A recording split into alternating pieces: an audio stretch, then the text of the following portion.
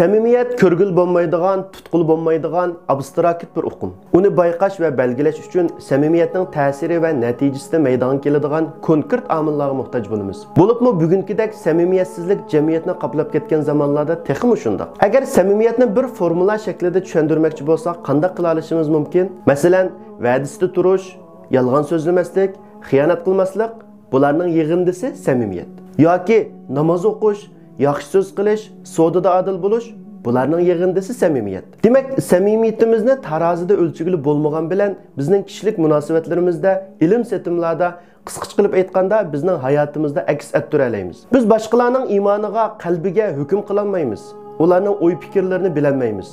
Ammo ulardan sodir bo'layotgan biz ko'ralaydigan harakatlarga asosan baho bera olamiz. Shunga hadisda insonlar Allohning zimindagi guvohchilari deyilgan. Shu sababdan hech kimning mening qalbimdagini bilmaysan, shunga men haqida gap qilsang bo'lmaydi, yoki sen g'aybni bilmaysan, mening ko'nglimda bor degandek so'zlari faqat o'zini qochirish va bahona izlashdan boshqa narsa emas. To'g'ri, insonlar boshqalarning qalbidagini bilmaydi, ammo ular elib berayotgan harakatlarni ko'ra oladi, anglay oladi, tafakkur qilib bir natija chiqara oladi. Hamisha Alloh o'ziga xos qilgan ishlar bilan insonlarga dalil keltirayotganlar bu masalaga diqqat qilish kerak. Alloh bilan bandaning orasidagi hukm boshqa, kishilar bilan kishilar orasidagi hukm boshqa.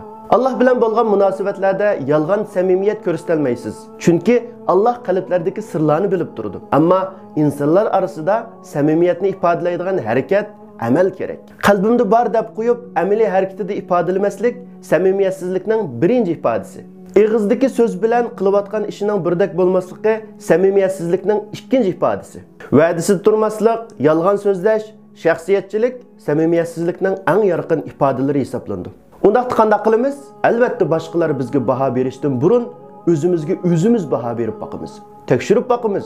Men iymonimda qanchalik sodiq, mening bugun qilayotgan ishlarim islom ta'limotlariga uyg'unmi? Islom meni buyurgan amallardan qanchani tashlab qo'yapman degandek savollarni hech bo'lmasa oyda bir qitim so'rab turish kerak. Chunki biz to'la vaqtlarda o'zimizni unutib qolamiz va beshimizni silkib o'tishga ehtiyojimiz tushadi.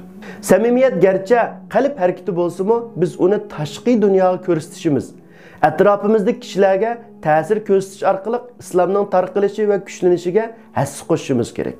Kishilar biz orqali islomga hukm qiladi. Biz sababli pok islomimizga dog' tushmasin. Samimiyat va sadoqat bilan hayotimizni texmi nurlantiraylik.